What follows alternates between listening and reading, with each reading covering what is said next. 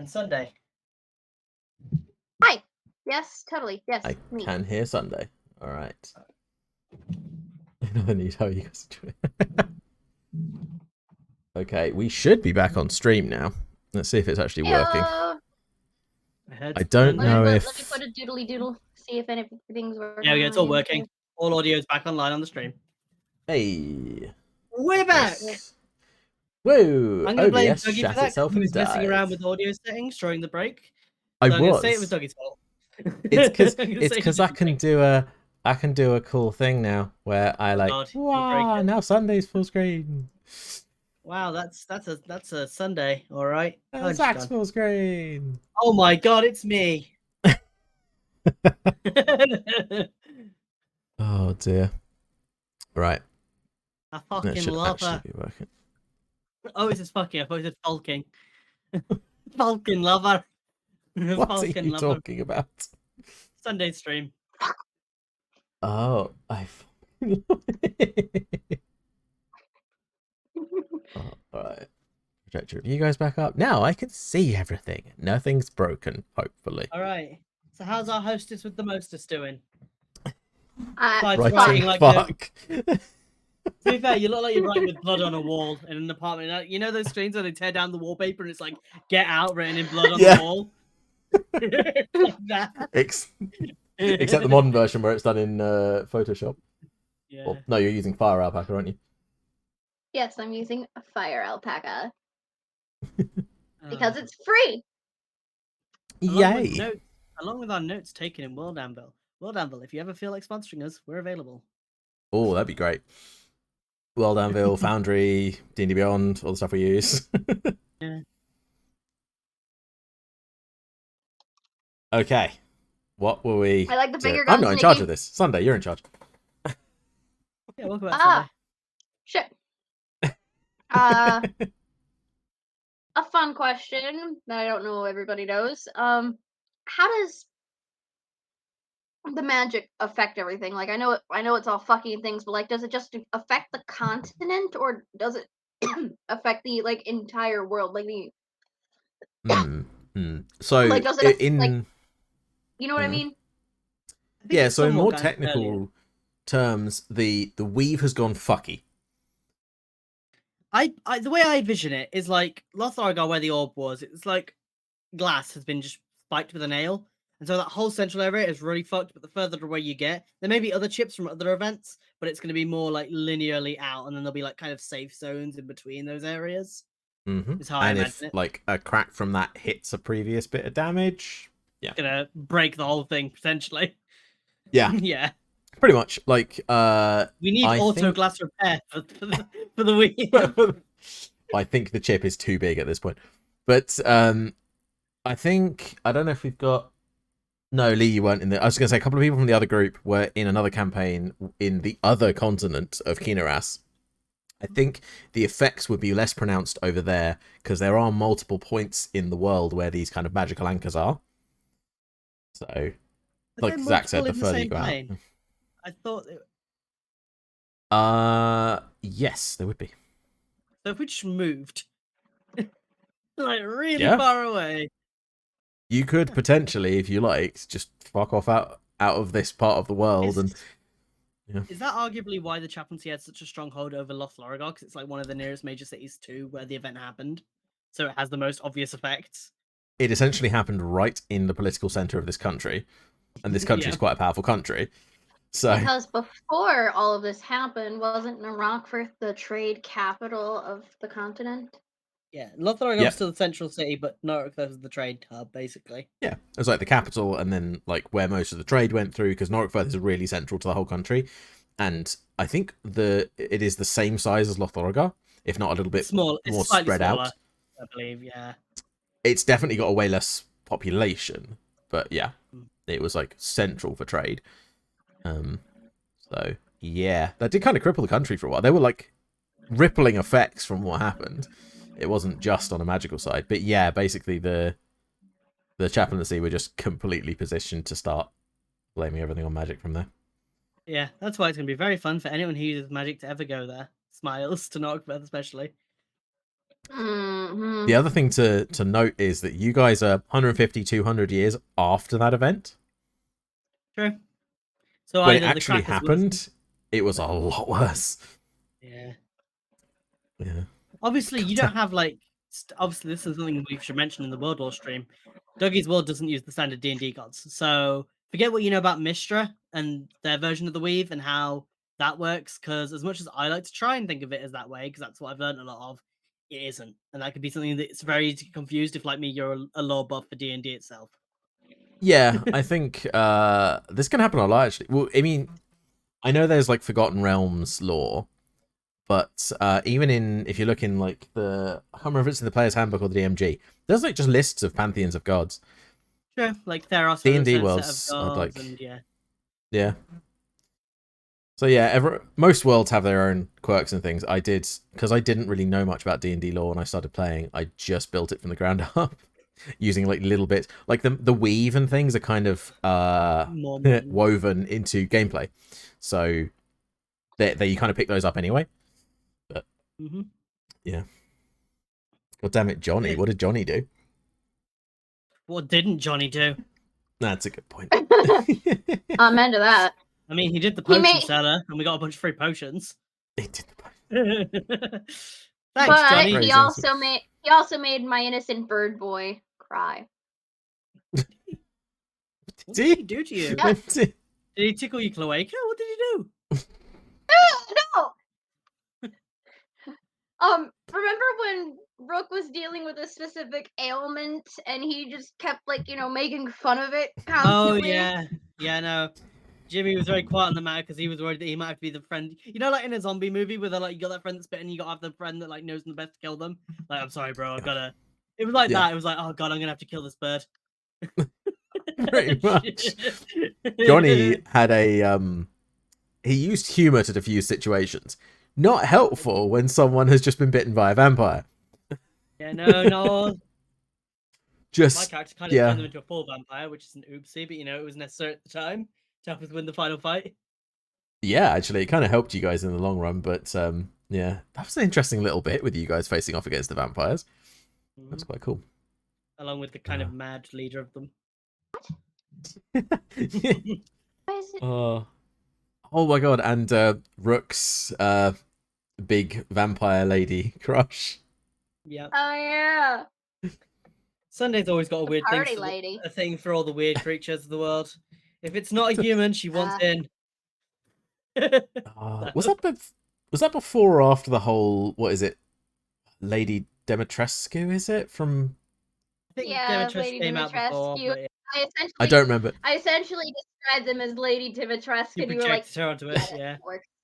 Yes, yeah. Because I wasn't really familiar with it, but I was sort of vaguely aware of this. And as I was describing the character, and you said that, I was like, yeah, pretty much.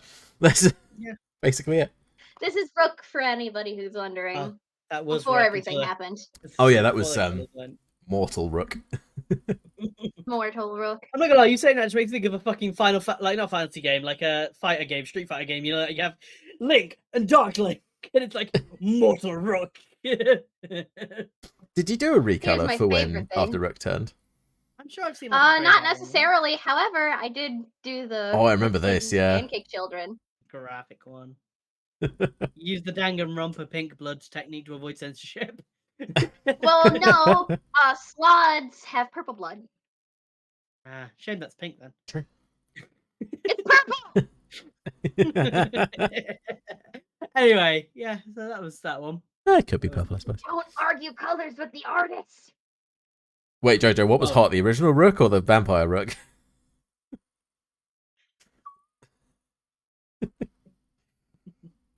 One of our viewers, for those catching on YouTube, is mentioning. Although, actually, you can see it in the chat. Yeah, I've got the chat up on the stream because we're doing a like chat thing. Okay. Jojo likes Rook, confirmed. All right, the more we know. Nice. Come on, where are you? I drew Rook as a human at one point. Everybody thought it was creepy. That is creepy. Yeah, it's very much like a Yandere image. If you ever seen like Gasai, stuff like that, it's similar vibes. But it's nice. I like it. Yeah, it's kind of creepy because the vampirism curse is Oh, Fuck's Jojo, don't you get the sake. bog stick out? Jojo getting down bad. But Oh my Jojo, gosh. Don't worry about it. They're they down have bad. a dick. That's true. That's true. They do. Wait, what? Rook was a. Rook. Rook was Oh, a the dude. human Rook version. is- Right, yeah. Even Rook was a dude, wasn't he? Yeah, Rook- but yeah, Rook is a dude. birds don't have. No. Actually, apart from like ducks, some do. Like, but I Yeah, don't. I actually, don't yeah. think. No, I think it's females This is play the- because males have. But yeah. No, they. This is the best I have from their transformation. I never finished it. Oh, okay. Anyway, moving away I from bird don't want that on genitalia. my Google search history. So. Yeah, as I say, let's move away from bird genitalia for a moment and roll on with what's next. Yeah, that stuff. Yeah. How we got off that topic? Shit. Aw. How would you describe like the modernity of this world? Like, because I know we have electricity and I know we have trams, but like, what other like, are there any other modern technical advancements in the world? I would describe it as. I don't know if stunt is the right word, but like. They basically got given super modern technology, didn't really know what to do with it. They figured out some stuff like electricity, like they figured out how bits of it worked. It's interesting that none of the weapons have ever resurfaced after, because presumably that ship was full of weapons. Yeah. You guys Well, haven't we really know found it out, was do because they? they used them. People used the plasma guns from the last campaign. Yeah. Yeah, that was interesting. You guys saw like firing plasma weapons at dragons and things, but yeah, no one has cars, unfortunately, Lee. But I'll say one of the small issues with it is the fact that technology obviously comes in periodically over time, as we've learned. Like things just appear and things are around at the same time you don't expect to be. Like, you don't expect Yeah. a certain piece of equipment to be as old as they are, and then you're like, oh shit, that's been around since the 80s or 70s. You're like, shit, really? And you're like, Yeah. And I think one of the problems with that, our knowledge of technology in that regard, is the fact that in this game, it's hard for us to know what actually does exist. Because every time it's going to be a case of just whatever Dougie thinks is okay to exist, which is very hard for us to go, oh, is this around? Like, oh, electricity's here. Does that mean we have plug sockets? No, just lights. Okay, stuff like that. There is some logic behind it. For example, like they have the ability to like wire up a house to have electric lights. They haven't thought to just have electric appliances around. They haven't thought of like, a thing that you can just plug into the wall to take some electricity for whatever you want.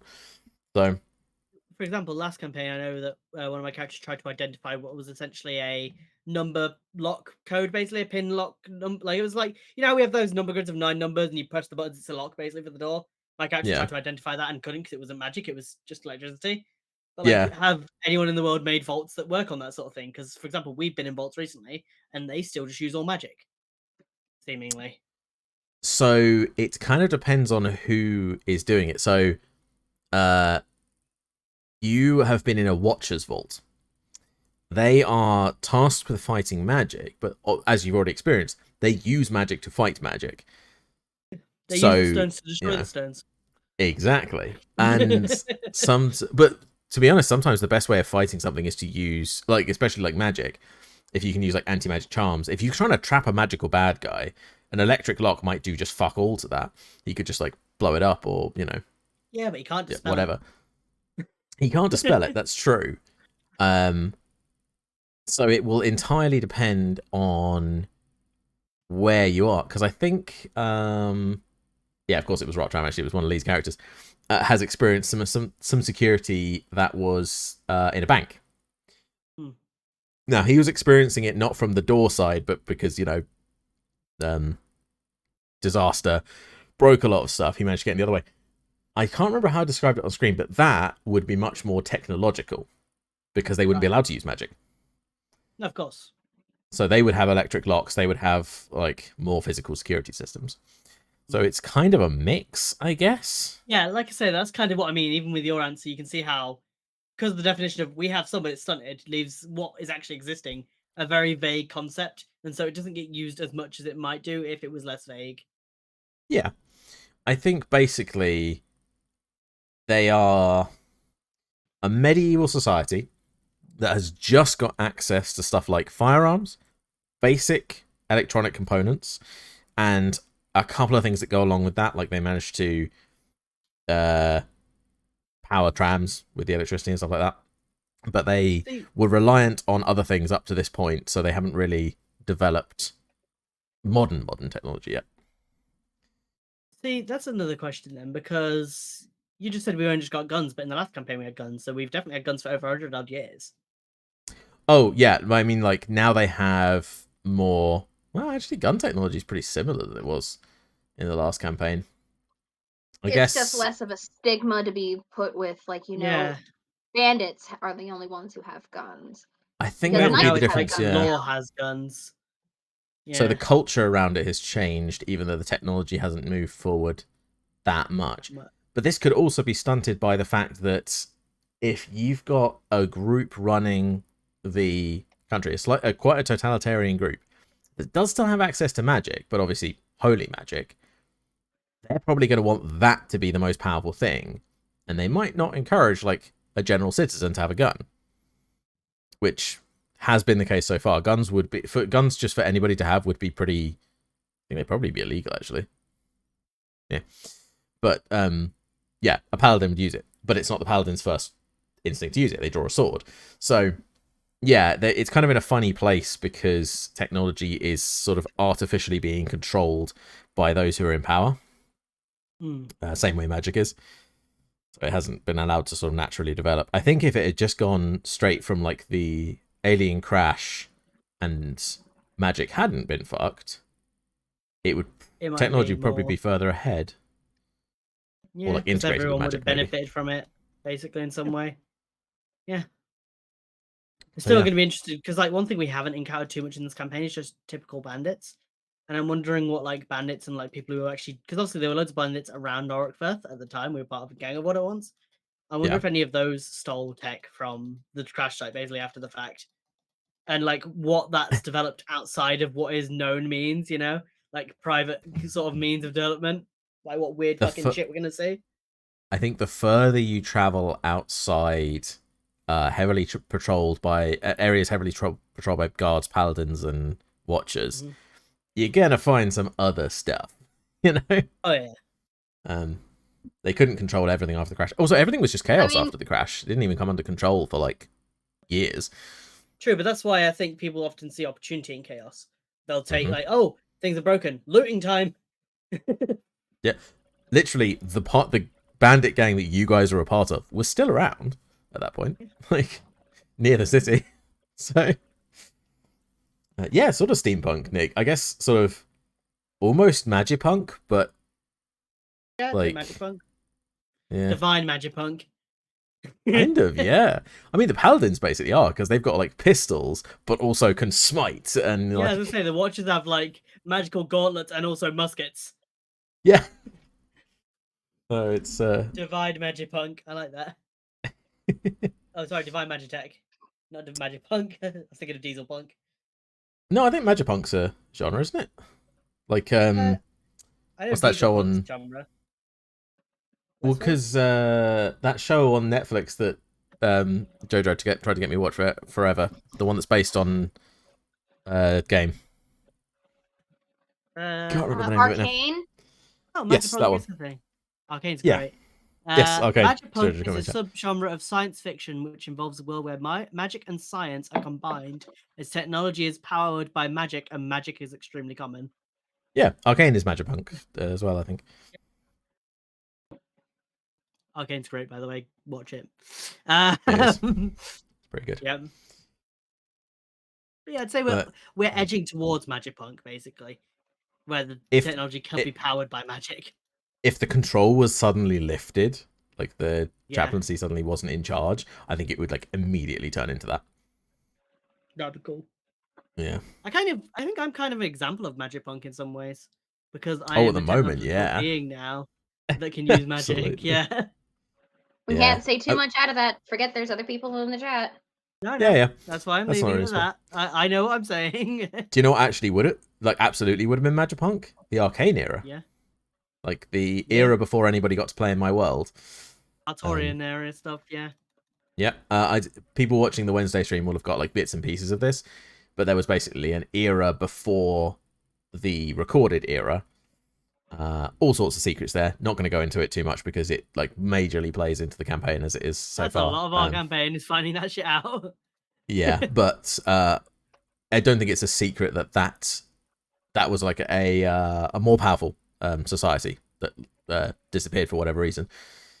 So yeah, they would have been a sort of Magipunk type thing.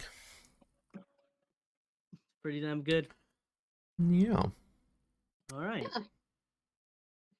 Does Sunday? anybody have any like fun little headcanons for the world? Well, that's It's always interesting. been a Yeah. question I've thought about. Like, I don't I think it share counts all as a of my headcanon if I miniature have it. headcanon. One that has no basis whatsoever, but just for the fucking shits of giggles. I imagine that Boris went to that armorer every single day, just waiting for someone to pick him up. He's just trying to run into an adventuring party. Yeah. And that's why, like, he's so rich, he's got loads of armor suits at home. And, like, I keep buying the wrong suit of armor so someone will correct me, Dad. And no one does. Don't worry, son. Here's some more money. You'll do it tomorrow. I fucking love that. Because he didn't want to do adventuring stuff from what he told us. So. I mean, he's also that kind of person as well because he's quite a lonely character, or he was quite a lonely character when you guys met him. I mean, as you can see by his friends at the time. It's really funny because obviously Mithrin was actually initially helped the guy, and then obviously at the end of it, he was like, "For fuck's sake, Boris!" We'll see you He later, Nick. understands why no one else would have helped him. By the end, he tried his best. He had very bad influences. he did, and also every time we said no to him, he still did the thing. And I feel like at that point, he was too much of a danger for us. Yeah, I think. I don't know. Yeah. I try not to give NPCs overwhelming characters, like that take any decisions away from you guys, but I think he was. Yeah, he would have been the first NPC to join the party, so it was just a party of 3 at that point. Yep. And so, you know. Yeah. If only we didn't like save him and let them 2 bandits abandon him in the swamp. They weren't Yeah. bandits. They were frat fuckos. They were bandits in making. They were bandits in the making. That was their origin story. I mean, it depends how you classify corrupt politicians, really. Yeah, but they weren't politicians, were they? They were just. They were rich kids. Yeah, rich like they probably kids, would have yeah. been. They would have been in a position of power if they wanted it. Yeah. What's the word? Fucking when you get into something, nepotism. They would have got in for Yes. nepotism. That's it. Oh, absolutely. Yeah. To be fair, though, Boris. Yeah. Counterpoint. Exactly. Yeah. I think. Well, Boris is kind of. So you guys have discovered a little bit of his history before, because you. Yeah. So his family are rich. They are powerful, kind of. Like they're like in local politics. They are one of the least corrupt, like, sets of politicians. But that's not saying much. The bar's not so very high when you're a politician in a place run by the chaplaincy. This is the thing. The chaplaincy does not discourage corruption because it benefits them. Yeah. If they can pay people off, you know. Politics. Exactly. Yeah. If you know someone's buying price, you can get them to say exactly what you want. Pretty much. Or even not just like monetary power, but once you start building influence, you can use that influence to give other people stuff they want, and then, you know, you don't have to just pay someone off. But yeah, no, definitely. Yeah. Sorry, what's the question? It was about headcanons. I really liked your one about Boris. Yeah, my headcanon is that Boris was constantly going back to that armorer every day. Just to try and get someone to notice that he was wearing the wrong suit and pick them up. That would have made sense. My headcanon is that Wagnaldo's is the most powerful food chain in Kima. Oh my god. Imagine if Wagnaldo's is like the fucking Los Palos Hermanos from Breaking Bad, which is just a front for a giant drug empire. Los Palos Hermanos! Oh, you're gonna meet some like super powerful NPC. He's like, yeah, I own that restaurant, all of them. Wow, you're in the business of dealing food, right? Food, sure. Except instead of like packing meth, it's just packing like magical crystals. You know those spell stones that I got. Yeah. Just a distributor. I mean, it is an underground trade of like arcane foci, magical items. There you go. Wagnaldos and I sewer was boy. in there. I mean, I could be friends with like a few Wagnaldos. It's definitely a location where, like, in the back alleys near those restaurants, you know, stuff goes down. Big Mac for a handy. It's easy enough. Sorry, Big Whack. A big whack for a whack off. Anyway. Oh, God. Fuck's sake. God. I think there's an oil of slipperiness for that. Hey. You're all welcome. Oh, Jesus. Pain, Pecco. Yeah, so that's my headcanon, my most interesting one. Doug, it's kind of hard for you to say headcanons because, like, your It's headcanons just would canon. be about player characters. I was gonna say, your Yeah. headcanons would be about player characters. What are some player character headcanons that you'd like to imagine are the reason why people do Ooh. things? Because this is headcanon, so it's not actually confirmed, so whatever you say is just for fun. Yeah. It's just a matter of if the player chooses to make it canon or not. Yeah. Yeah, this is interesting. I don't You have know. the chance here to make something that a player does often have a reason why they do it. Not sure. I think Nick's current character, David, because he hasn't been in the campaign very much yet, it's interesting to speculate as to why this paladin is so comfortable. I mean, he turns a blind eye to magic. Yeah. That's not that uncommon with the paladins. They don't really give a shit about spellcasts unless they're dangerous. It's not their area. That's a watcher thing. But also just like the unpaladinness of him. They're very much not a paladin in their behavior. It's like the whole opposite of what Chem is. Chem is like the fighter, whatever, that's like a monk warlock. Sorcerer. Yeah, you're the fighter sorcerer, it's a monk warlock. Yeah. And David's just a paladin that just is not a paladin in behavior.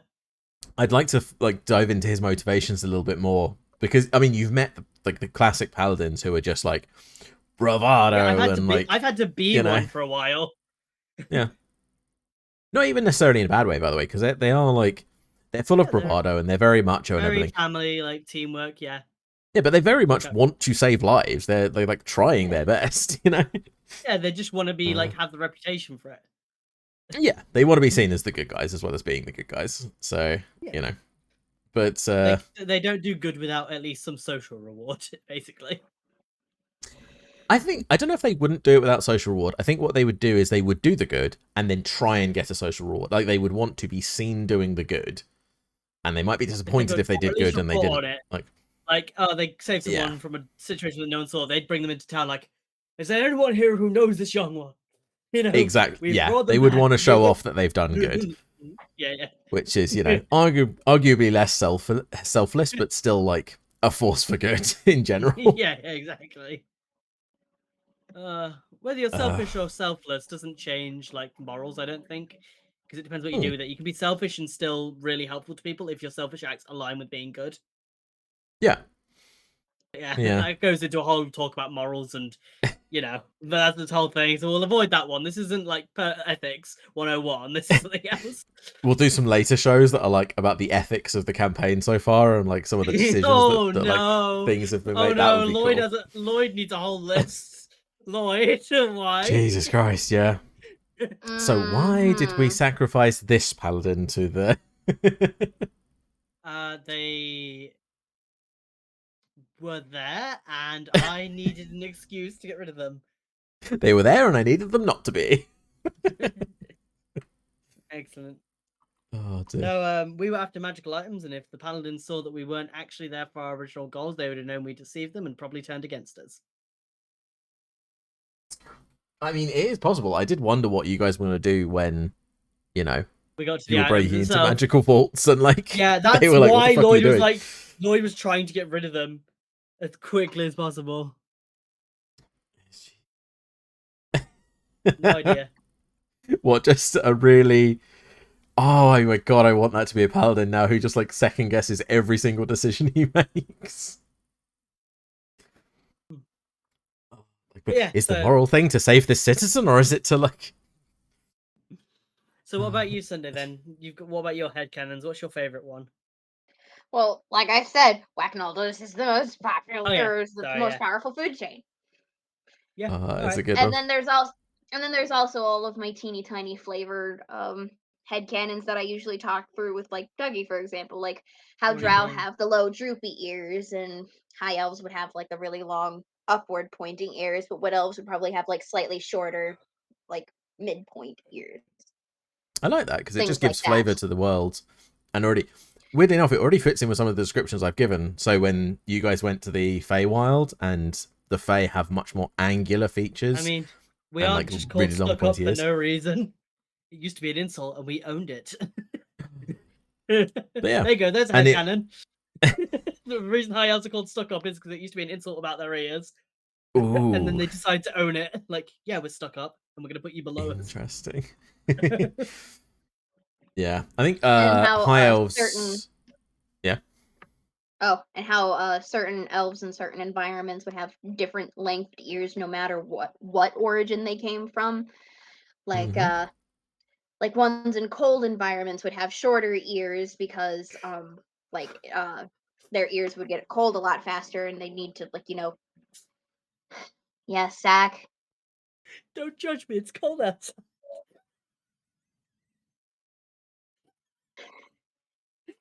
I can imagine Lloyd getting tiny scarves for his ears. You know, like tea cozies. Ear cozies that you just like On the onto your tips of the ears. ear. Yeah. Oh, it'd be interesting if you guys ever go back to the Feywild and encounter winter. Yeah, I'd rather not go to I would winter. also play it as like, elves in the summer court have larger ears, especially because there's a lot of things out in the natural area where they use their ears to expel heat as well. Hmm, that makes sense. Yeah. Because there's a lot of blood vessels in their ears and things True, but like that. then Like we're rabbits, applying for real world example. logic to fantasy, and especially Fey fantasy. They could sweat by vomiting it out for all they care. Yeah, I need to but expel some heat. I still like the idea of realism mixed in with the fantasy, and from a anatomical perspective, magical or not, it still makes sense. I do kind I of feel like like that's that. yeah. Well, I like even so. The Fey is this weird alternate reality, but stuff still evolved there. Like it still had to survive. You can die in the Feywild, you know. So yeah. Elves maybe Because aren't an Let's see. exception, but like you know, Oh yeah, isn't because the I've it's a lot of Feywild factors. like the equivalent of like nature, but like at 100% more intense? no, it's Like it's emotion. Feywild is emotion pushed to 100%, and the Shadowfell is drained of emotion. It's not cold and sad; it's just no emotion. Yeah, I don't know if this is how. I Chem, think this is how it works in actual D&D cosmology, but in my world, the emotions flow from the Feywild through the material, die in the Shadowfell. that's why I think Chem would actually have thrived in like the Feywild, because they are very full of emotion. And like, I mean, you did kind of already start to thrive in the Feywild. Chem immediately threw themselves into the culture of the Feywild. They were great there. whereas Lloyd almost excluded himself by just standing still for 10 days and waiting. Mhm. He did not get involved. He was waiting. Lloyd would thrive extremely well in the Shadowfell. Like, he'd Probably. be able to thrive with his decision making. I feel like it There might bring aren't. to light the fact that his decisions are sometimes emotion based without him realizing it. I feel like it'd bring it to light. Maybe it would like highlight because it's so devoid of emotion. It would highlight those moments for him because he's usually Yeah, because the exactly. material plane still has emotion in like abundance. So Oh, Yeah. yeah. you Well, just brought up a lovely memory. I don't think I'm ever going to finish it because of how I currently feel about Kem until I know that he's going to be alive. But I Yeah. can show off a sketch that I was working for of Kem in the Feywilds. oh, is this the one above Ooh. thing? Yeah, the cool dynamic one. Mm-hmm. I was currently Oh, I've seen sketching part of them, this. enjoying their fun.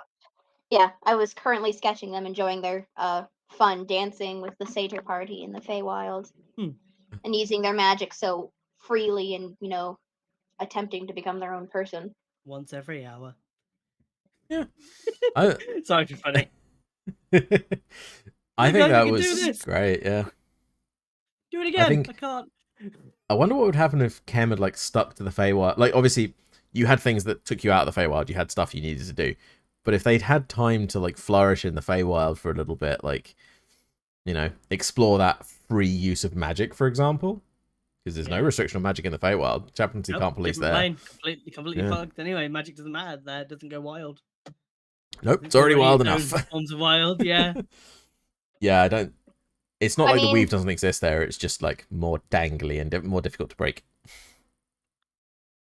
I mean, okay, that actually brought up a certain idea that I might have to talk with you post stream, Dougie.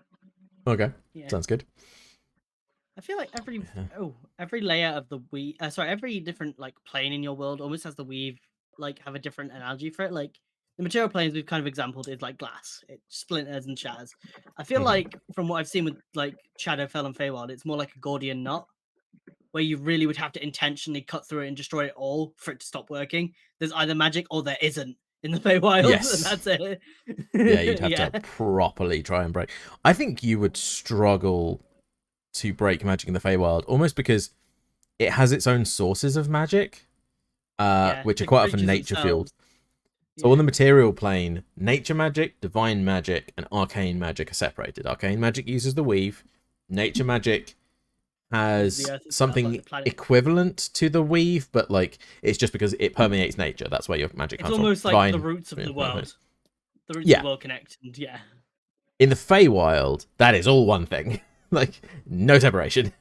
So there's one giant orb in the Feywild that we need to, and it looks like a Gordian knot.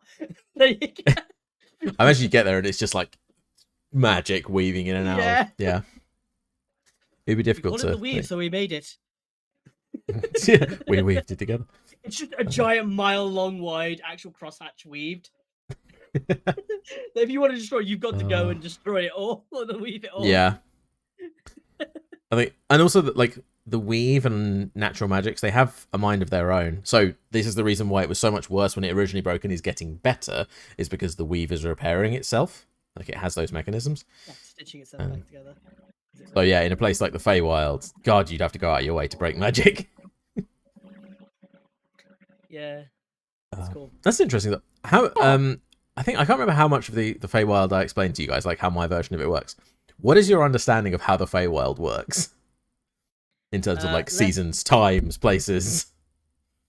I'd have to go back and recall. Yes. You did kind of explain it to me, like heading to one direct. Like the seasons are constantly changing and moving around place to place.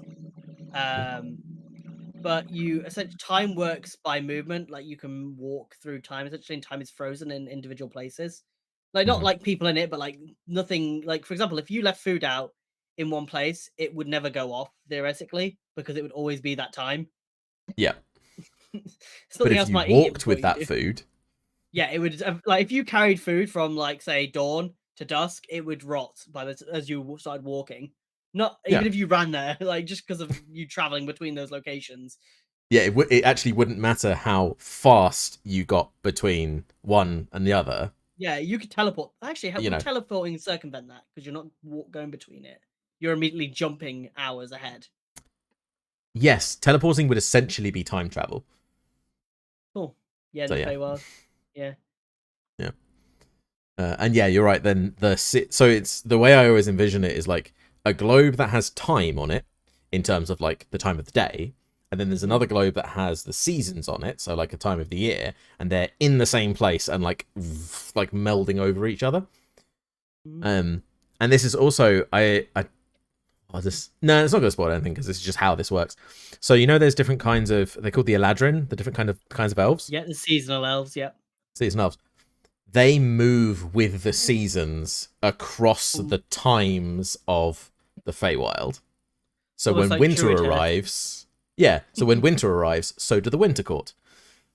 Huh. And they're They'll like That Noon will host explains- the Winter Court for a while, or like To be fair, that explains Lord Eric Fabio Mario Gambella III and why he thought that it belonged to him and his family, basically.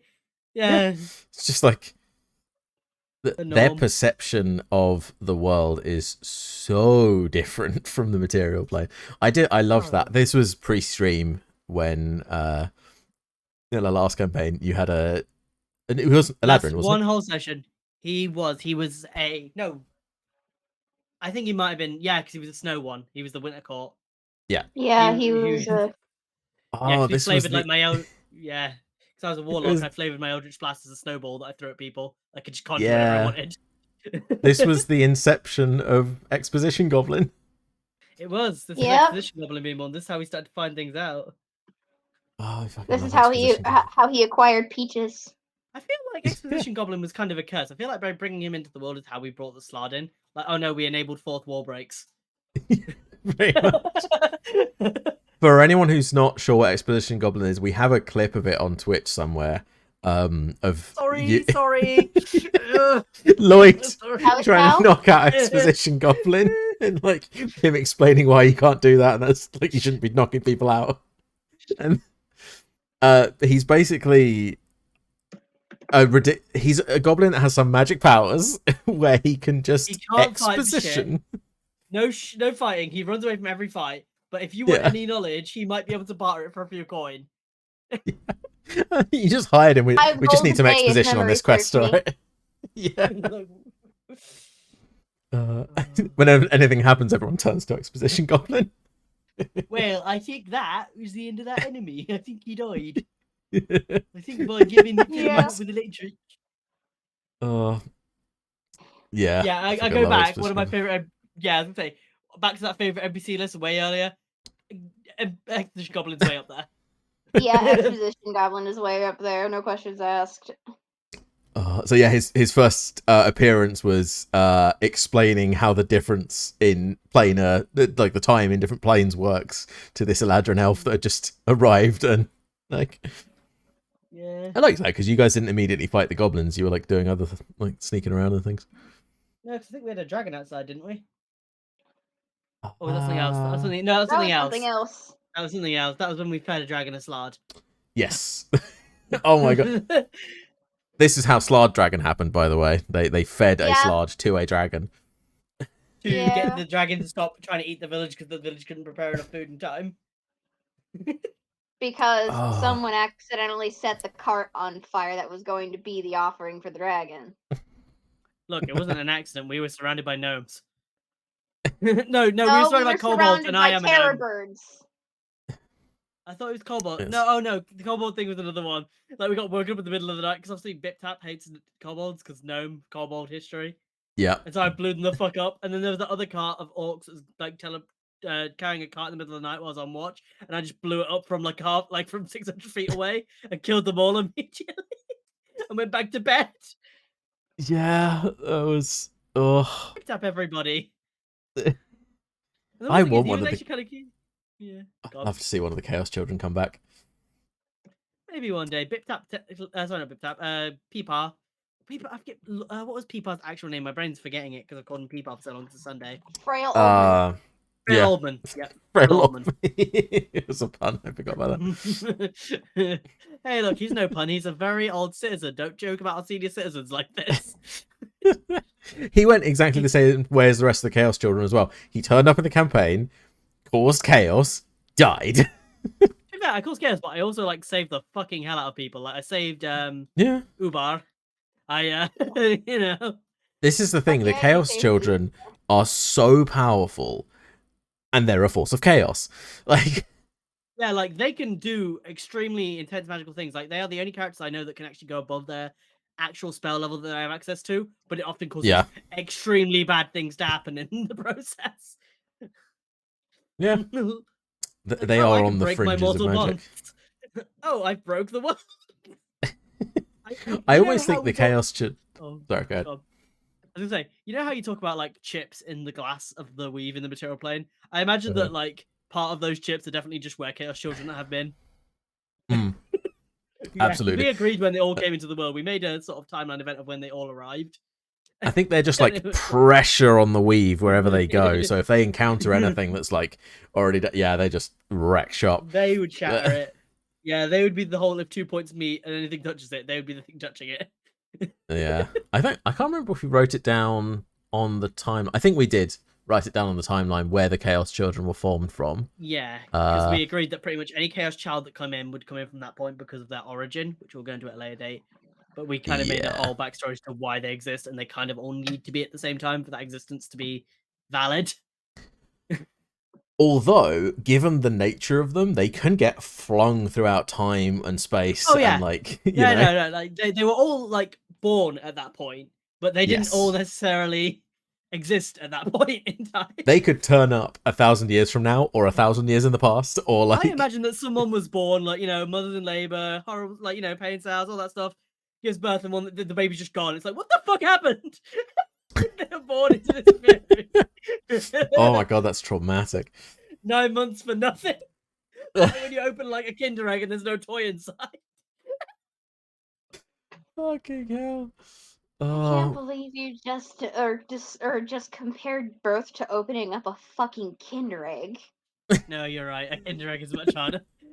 I'm joking. I've been there, but I'm joking. Ooh. I'm joking. Unless you're an American, in which case getting them might be harder. That's at least you can have birth in America. It's costing much though. Anyway. I think we should have missed Zach. Shit, here we go, guys.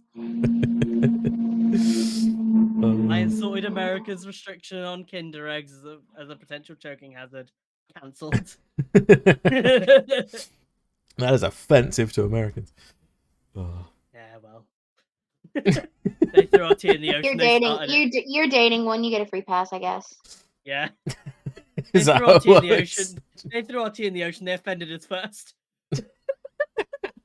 Maybe if you guys weren't such little bitches and let us do our own thing, we wouldn't have had to throw your tea in the ocean. Little bitches. Look what happened though when we stopped. Little bitches. Little bitches. Little bitches. Look what happened to you. Little bitches. When we stopped texting you. Anyway, this is meant to be about the fantasy world, not the real world. Yeah, this is strayed in way too far into reality. So yes, Sunday, our dearest hostess with the mostess. What other information are we giving to our wonderful viewers tonight? What's your preference? Would you prefer or do you prefer roleplay or combat? Depends how kinky. I really feel like combat should not be involved, Zach. Look, I said how kinky they were. Combat could be roleplay. That is some extreme BDSM. You like draw swords in the middle of. Anyway. Okay. Come on, guys. Okay, here's the thing. I generally prefer. Thank you. Thank you, Jojo. I am generally on the roleplay side. Don't enable him. I like social. I mean, you're the one drawing a ball gag on stream. Anyway, I was just about to say that. When it was just the bit in the middle, I thought it was a sex doll. Fine. But then, like. I'm drawing a beetle. I said, give me a random animal in chat. Jojo was the first one to say beetle. That makes way more sense. Yeah, I thought it was like a robot thing. And then, I thought it was a head. Yeah, I thought it was like the sex bot from Rick and Morty. What was it? What was the question? Sorry, could you repeat the question? I will take it seriously this time. What is your preference in the bedroom? I think it was. Right. Well. Remember how I told you I was only going to ask nicely once? Fucking stop. Okay. So, I believe I generally prefer roleplay, although one thing I do give credit to Dougie's homebrew stuff, because me and him have had discussions about the extent of homebrew stuff in your game. But one thing I will say it does add is that it makes combat, at least item-wise, more interesting. Don't get me wrong, I think that sometimes the amount of combat rules we have extra can make things chug, but I think the items themselves make things really fun. Like the different potions you've got, the different like weird cursed items you've got, or weapons that do dynamic things, like the daggers that I've got right now that I can teleport to if I throw them or throw them to me. That I've been both used in combat, but also in roleplay when I'm like trying to escape and get completely fucking fucked over by a robot. Oh my god, that was amazing when you were trying to. Okay. I'm damaged. Take me apart, please. The robot. Oh yeah, because I was just repeating what he said. Oh Yeah, dear.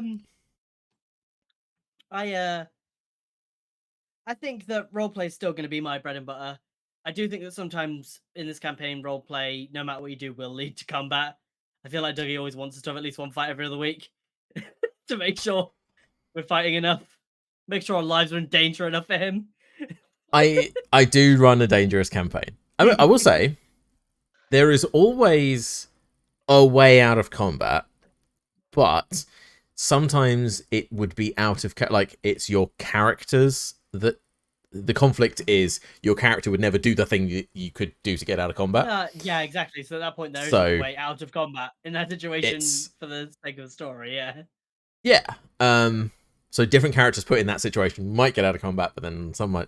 Like Kem's pretty good at Kem. Like it seems doesn't want to get into fights, but when they're in fights, they're really happy to. From what I've seen. Yeah. Whereas I try Lloyd's to like, I don't balance want to it get into a out. fight, and if I do, I want it to be done quickly. Please get us out Yeah. of it. Yeah, Lloyd's very pragmatic about it. Kem, it does sort of like switch into combat mode and just like go for it, which probably comes from like, getting in fights, fighting other thugs and yeah, street. Very used to it. I do try and balance that. Weirdly enough, I would say the one that I accidentally neglect the most is the exploration pillar, which I've been trying to fix recently. I mean, I don't know. We've gone through swamps, we've gone through ruins, forgotten laboratories, a certain road of sorts, a bunch of other bits that are really cool. Yeah. There Good are moments. I know. descriptions always added on, but yeah, like I've got a really good visual of that room we went to with the testing facility of sorts. Like my mental image of that is great. There was a lot of description there, so yeah. Yeah, I really enjoyed building that dungeon that you guys went through. That was great. I forgot how much dungeon crawls are just a lot of fun with you guys like trying things out and like experiencing trap. I guess some were actual traps, but like just an environment that is dangerous. It's fun. Yeah. What about you then, Dougie? Do you enjoy the roleplay side or the combat side more though out of those two? When you're playing, or does it change for each group as the DM? What do you feel? I'm not 100% sure. I love both. I really like some good roleplay when people are getting like into. I really enjoy characters, like playing all the different personalities. I do struggle if roleplay goes on too long, where I feel like nothing's happening, even if it is still really interesting for everybody involved. I think it's just a personal thing. I feel like everyone's getting bored, but I'm super into game designs, which always leans more on the combat side. So it's why I've sort of made our version of the game much crunchier in terms of combat, but not everybody's preference. But I do try and balance it as best I can. And I think that you probably suit the amount you give to the group. Like if a group's more like we just want to fight things and blow stuff up, you'll probably be like, "Oh, cool, I'll do that for you." Some groups absolutely are just. I can tell they are done with the roleplay and it's gonna turn into combat. Yeah. What about you, Sunday? I'm sorry. I like the role play. It's fun getting emotional and putting myself into the shoes of somebody who isn't me. I find that to be a lot of fun. Yeah. That's why I get so emotional so quickly, because I have an ease of jumping into being that character.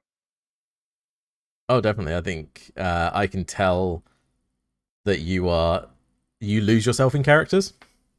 You get very emotionally invested, as we can tell by the amount of peaks. I hope that one day there's a Sunday peaking compilation. I'd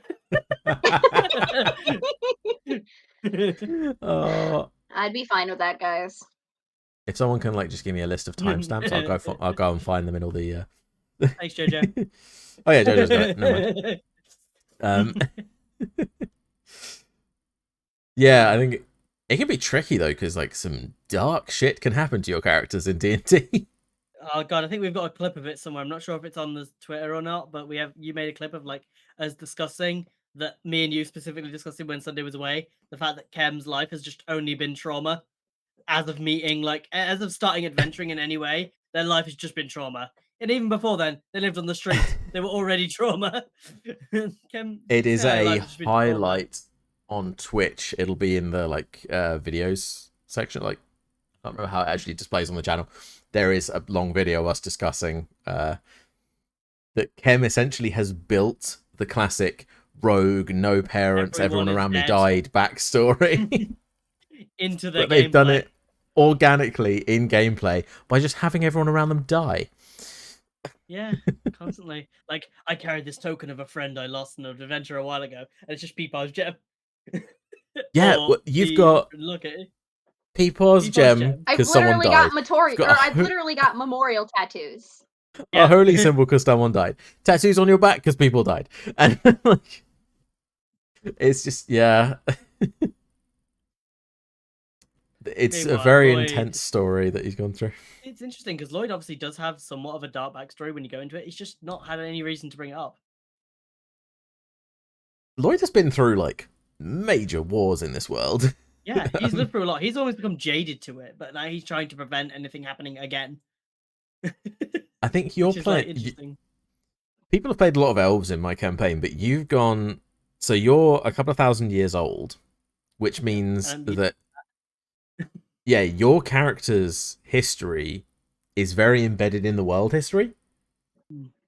Like, we went through and discussed some events that you would have lived through, and so the first campaign where there was almost a race war between orcs, Goliaths, goblins, you know, At the that classic point, I baddie was still characters. I was still living in the segregated countries, basically, at that point. Yeah, so Yeah. I sort of I tried to tie this in. Originally, I made the world where there was like an elf kingdom, a human kingdom, a gnome and halfling kingdom, an orc kingdom, which doesn't. I don't know. It made sense at the time. Basically, I turned that into like the world is segregated, and then you lived through a race war. Actually, the front lines of a race war because the Elven kingdom was right on the border between. Yeah, at the time, though, So, I was yeah. still too young to really get involved, so I was more protected from it. I knew it was happening, but I was protected from that one as much. Yeah, you weren't a soldier, but like those cities were under attack and shit. So like, you went through that, and then you went through all the events of Dead like the other God campaign I War. did with the Yeah. War of the Dead Gods. Yep, that was one of It's my. just- That was the thing that really stuck with me, like growing up Yeah. throughout life. That stuck with me, those events.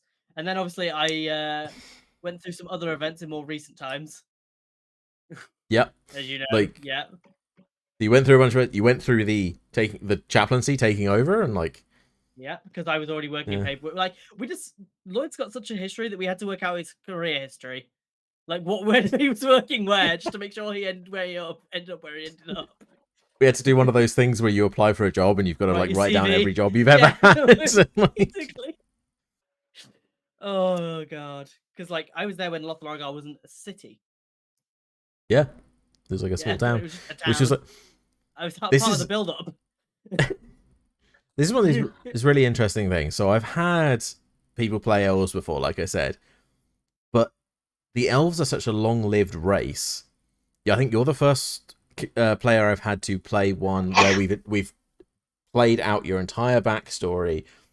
Your character has been there for all of the previous campaigns, all of this history and all this shit going on. It's not like, oh, this is a modern problem for you. It's, I saw this becoming a problem and now it's a problem. I need to stop it before it becomes a problem again.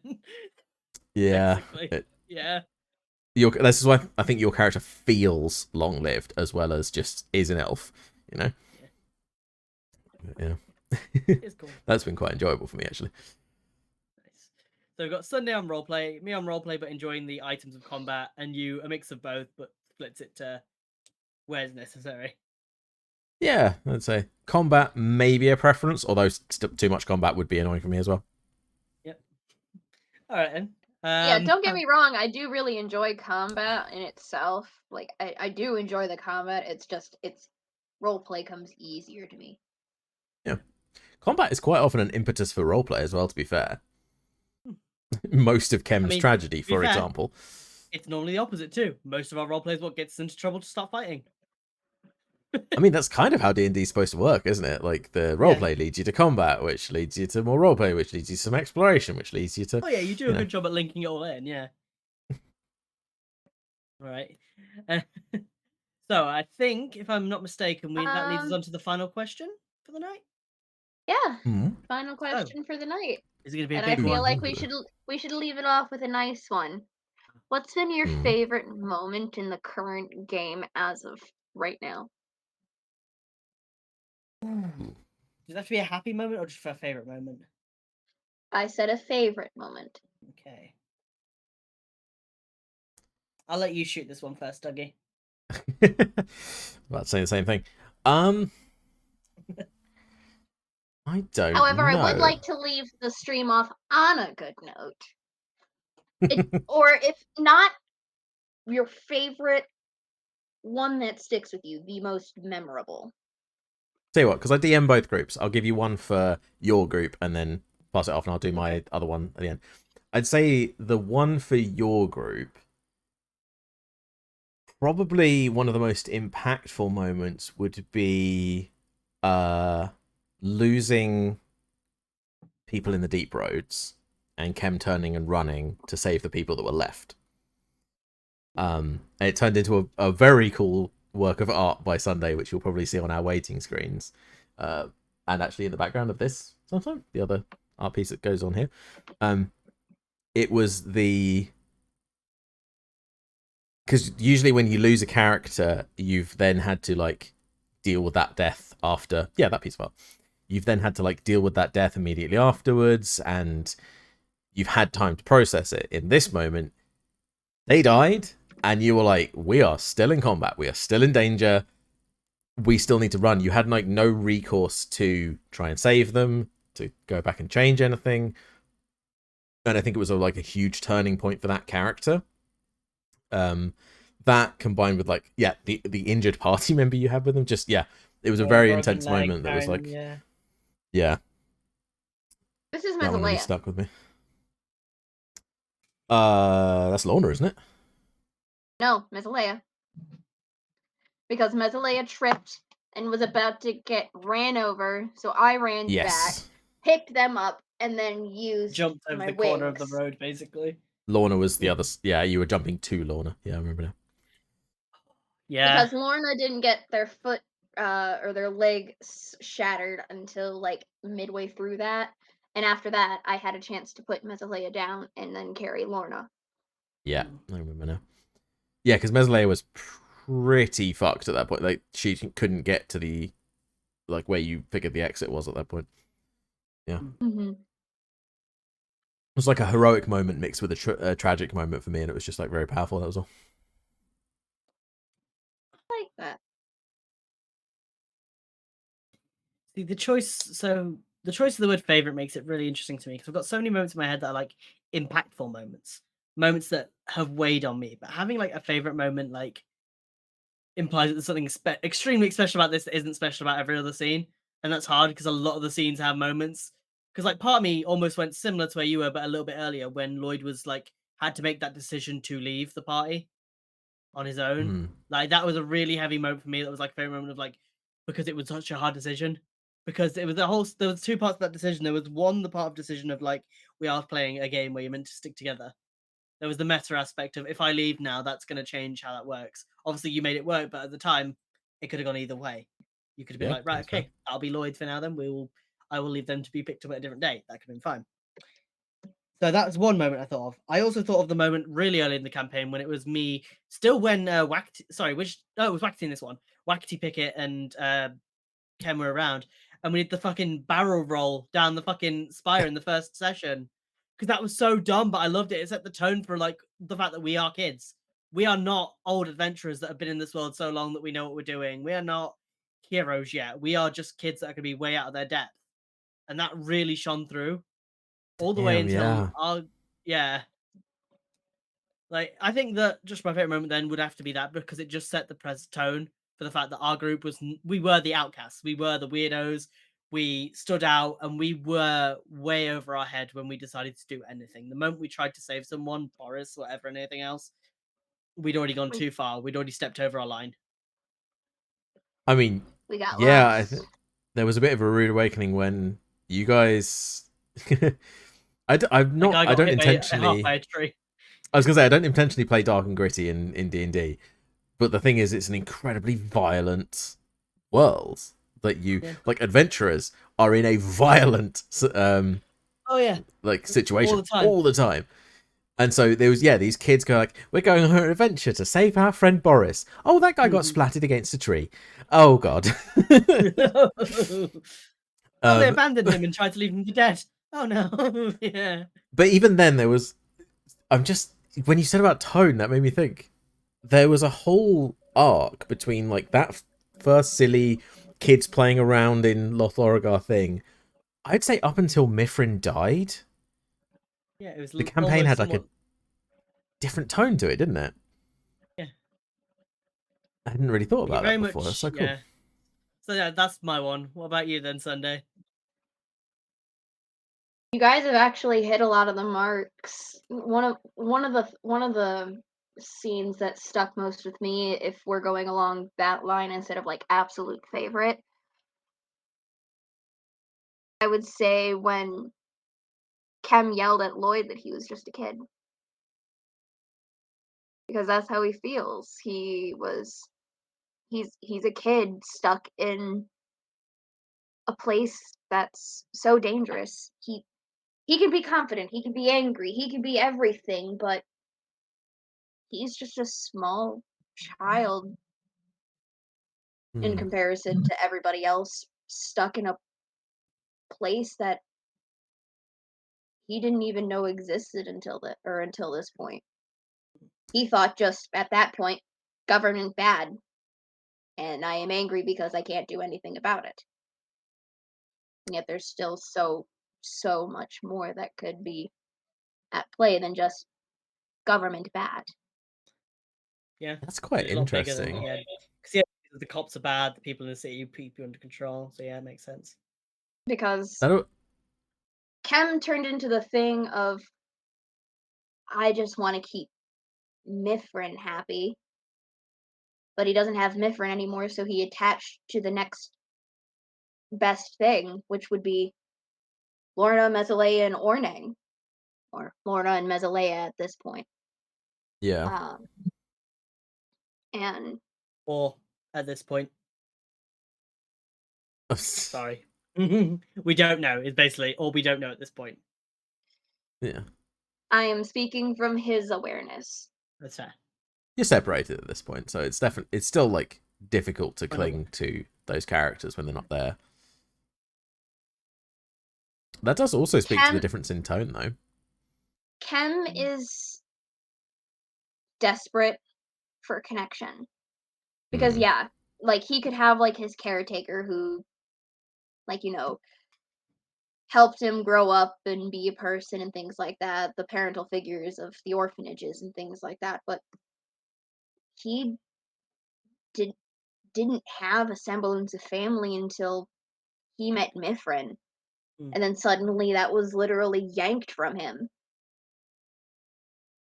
So he latched on to the next closest thing, and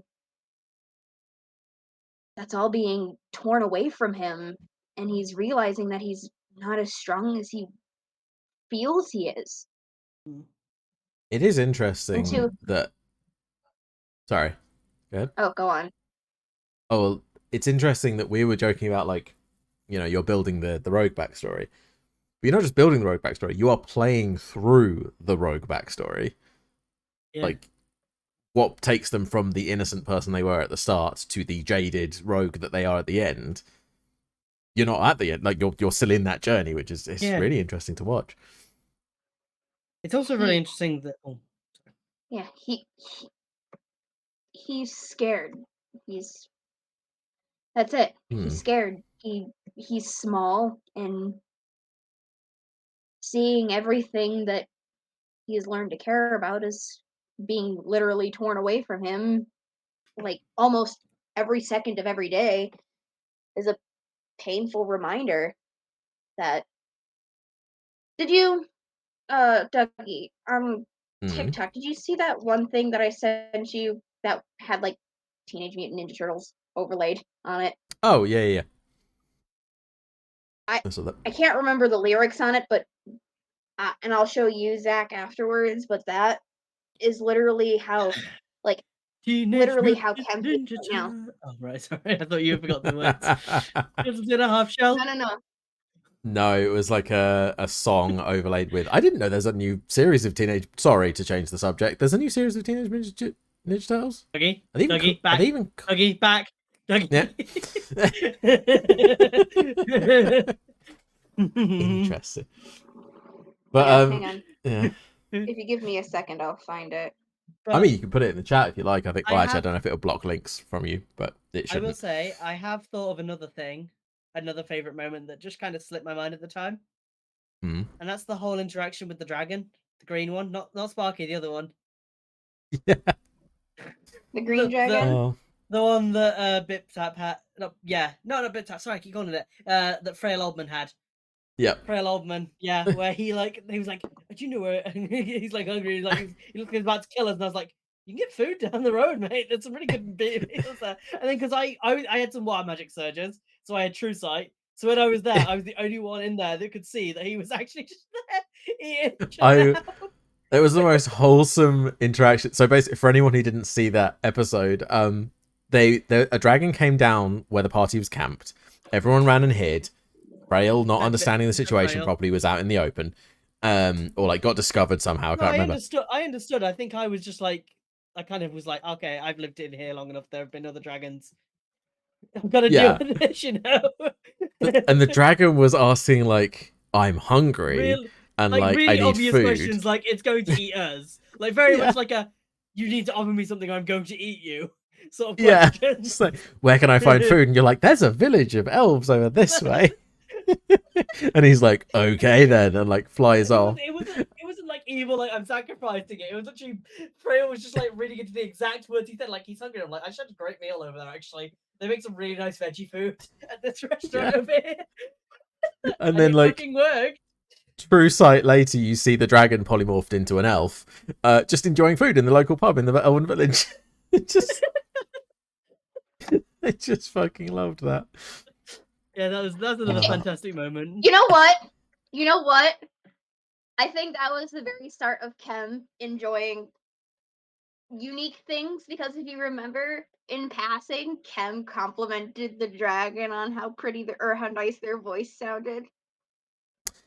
Yeah, what the elf dragon that you didn't know was a dragon, but like had a nice. Yeah, I remember because there was like a little bit of interaction.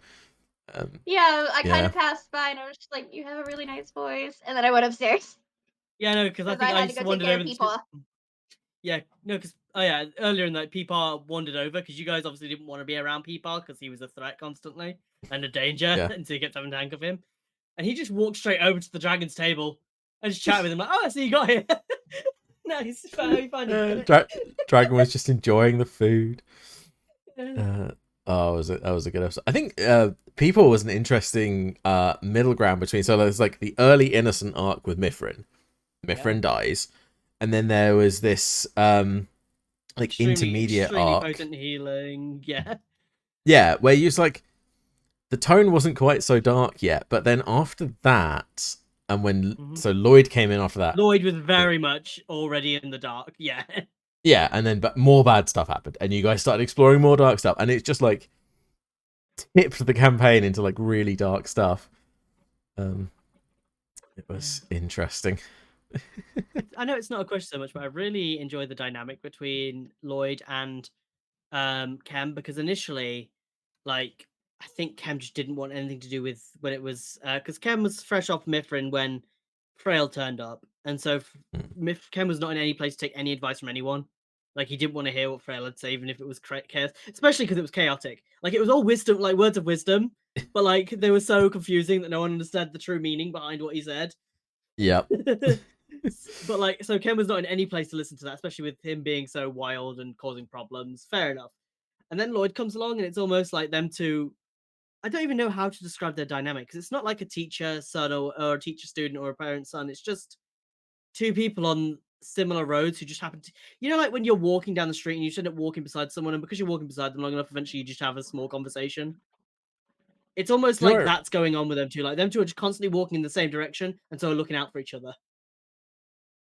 It reminds me of a step parent that you really don't get on with. Like, absolute personality clash. Mhm. But you have to be family, and like you kind of have to look out for each other at least a little bit. Mm. Um, Yeah. I've just Lloyd seen does that. it because That's the first thing Lloyd the does it cops out have of a made. promise at this point. Lloyd is doing it out of a promise he made because of the fight they had previously. Yeah, and their kind of moral systems just make them fight on the same side. Like, Yeah. Cam's trying to do good, Lloyd's trying to do good in his own way, even if like Literally. they Yeah. wouldn't agree on most of the methods that each of them use. Yeah, the amount of deals they make with otherworldly creatures, breeding with the natives, all the rest of it. Yeah, just like That's another thing I yeah, think. Oh, going back to earlier when you're talking about how old Lloyd is. I think like some of his old world sort of values do show sometimes. Like the whole high snooty. Like when he went back to the Feywild, he slipped immediately back into the high elfness. Like he has very yeah. got a lot of old world values that like really don't translate well, but like you can see where they come from with Lloyd. So for anyone who missed that episode, the elves of the Feywild are the If you're boomers of not a the high elven elf, world. and if you're not a high elf, you are scum. You are the bottom class. Yeah. You are They lower would class at even best. look down on high elves. It's just that high elves are closer to them. Like they're okay. You know, like Yeah.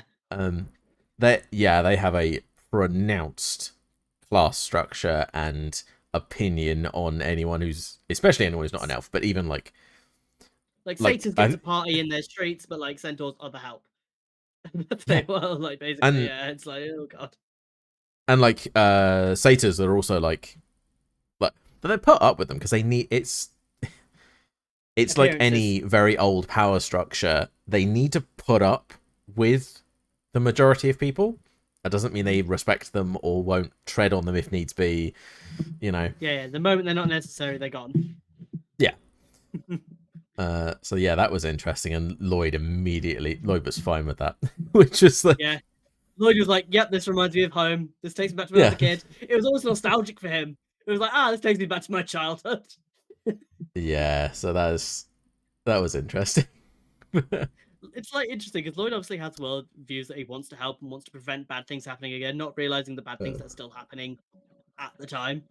Like that's the kind of problem. Like he Yeah, may be solving things in the meantime, but he's technically fighting to prevent against a goal that he doesn't like a problem that he doesn't know is going to happen again. Definitely, while ignoring things like class structure problems or anything else in the process. yeah. I mean, he's a flawed character. Every character has their flaws, otherwise they'd be really boring. So, you know. Yeah, yeah. Lloyd is like it's like the whole poverty thing. Lloyd's like, well, why don't you just work for someone? That like Lloyd would literally just be the why don't you get a job person at Oh the time. yeah. like Yeah. because he did. He worked for the chaplaincy. He hated that. Like he was a good accountant and he enjoyed the accountancy work. He enjoyed having that amount of power to see everyone's details. Yeah. But But he did put working up for with the them. job that he hated. But yeah. Yeah. So it's like, why wouldn't you just do that? Why be a street rat when you could have a job? Oh, that's so Lloyd, gross. it's Lloyd, not me. Just to clarify for anyone viewing, I'm that is Lloyd. I'm the opposite. yeah. I'm well aware of this. That like I'm aware of your political opinions, but like, oh, it hurts to hear that. Like, Yeah, but from he's a also character like that is on the side of good in general, you know, as well. the thing is like I think it doesn't show through too much because at the moment he did abandon his post, as it were, to do Hmm. this goal. It was like him having a not literally midlife crisis because he's a bit older than that, but like a late life crisis. Yeah. Yeah. Oh dear. It's also amazing how old he is as well. Like obviously we talked about how old he's connected with the world, but just like how much he's doing at this point in his life. Like now he's Hmm. decided to do this. Out of all the times, it's like now I will do this. Yeah. I think that shows in It's some ways that he is getting close to the end of his life because he wants to have done something before it ends. well, yeah, because he's what 2000 and a bit 2008. years old. Yeah. And I 2000 think and you what? said Sorry. they'd lived to about 2088.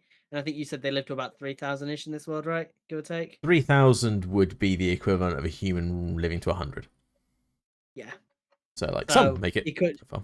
So yeah, I could die in the next like 100 years. I could die in the next 1,000 years. Yeah, you're like. I guess he's like retirement age elf almost. Basically, yeah. Getting This is it, towards like, that. Yeah. Yeah. Like he abandoned his accountancy job that he's been doing 90% of his life, and he's Yep. going on a fucking bender. Yeah. And he's got his political like leanings. This is what I mean. Like he's on the more moral He's a side I think politically, he's a kind of, but libertarian.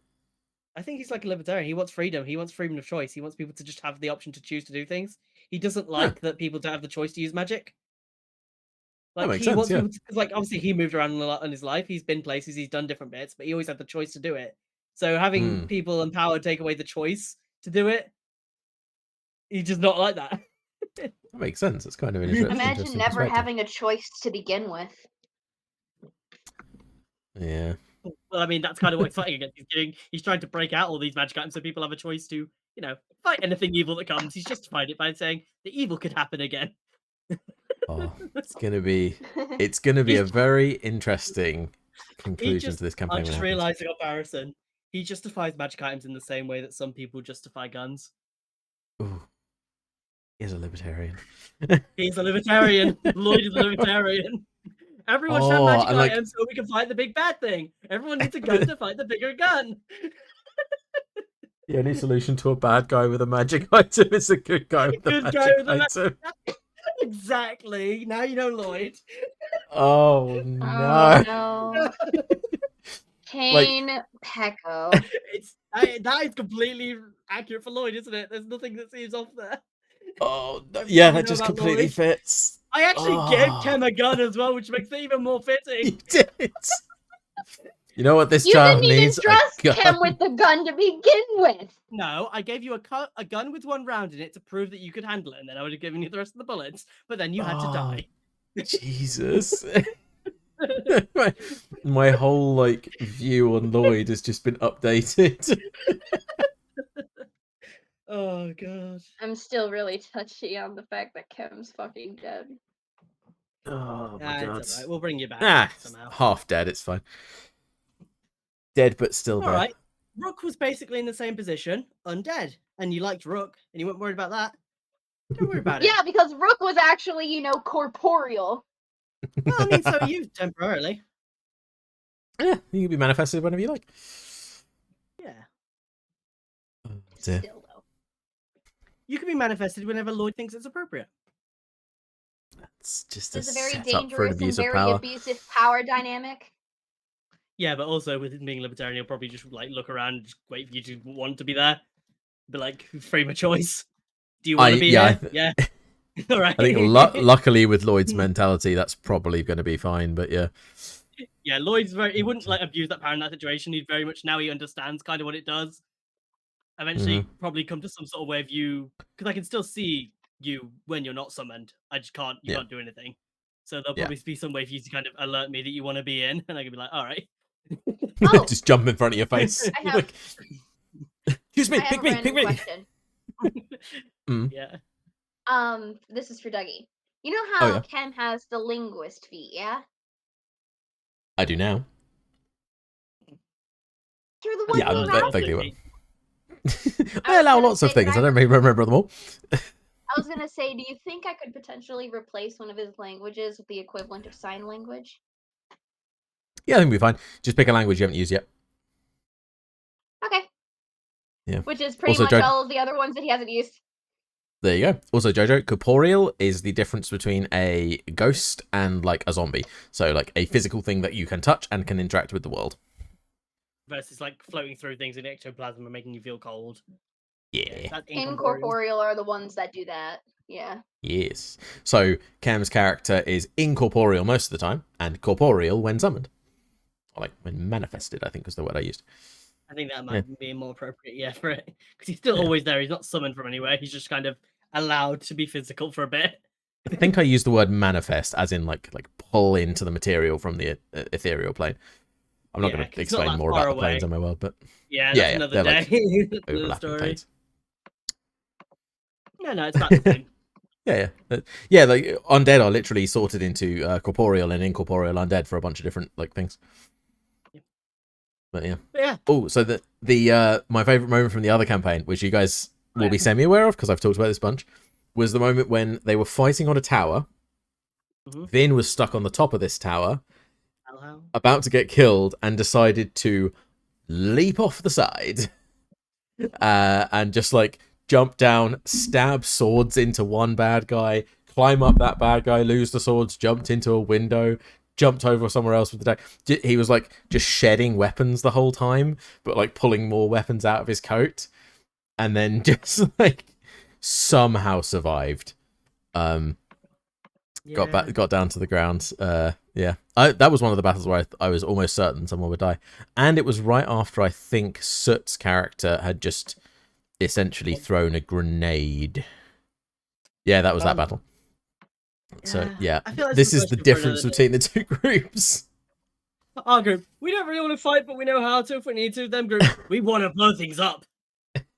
I feel like but it's a very Kem different would style. match the energy of that group if he was stuck with them long enough. Oh, they'd be a bad influence on Kem. Oh, 100%.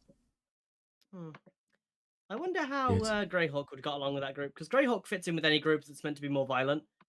Greyhawk is basically, if you want to be rugged and violent, Greyhawk will respect you. Greyhawk would love that group.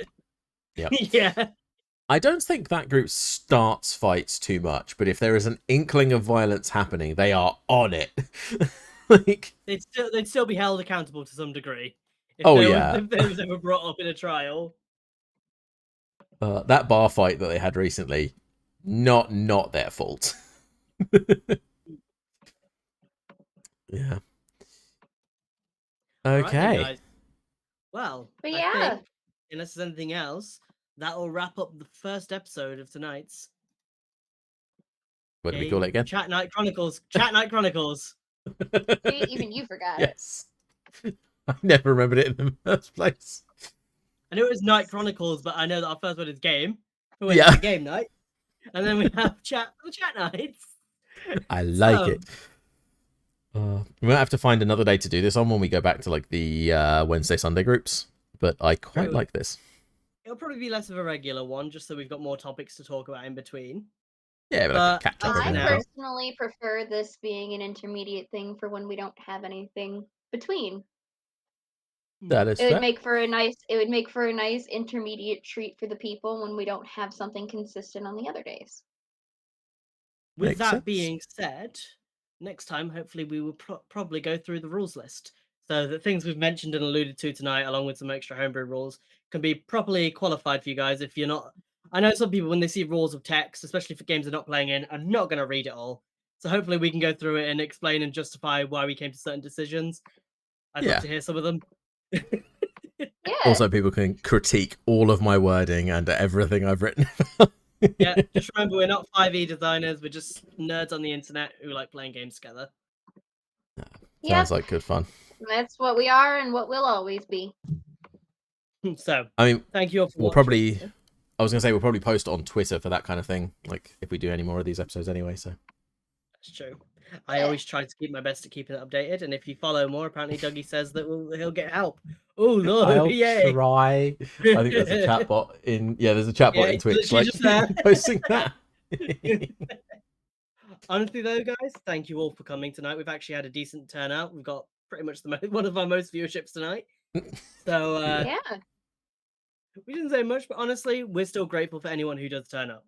And if you're watching this later on YouTube, thank you for taking us to where we are now. If you've come back and watching from the future, then hey, this is how it started. With chaos. You just time traveled. The year is 2022. Anyway, like I say, follow all our socials: Twitter, Twitch, YouTube, all the rest of it. I think we've got them all linked in the descriptions and whatnot. You probably have, yeah. Yep. So enjoy your night, and we'll see you next time. Bye. Bye.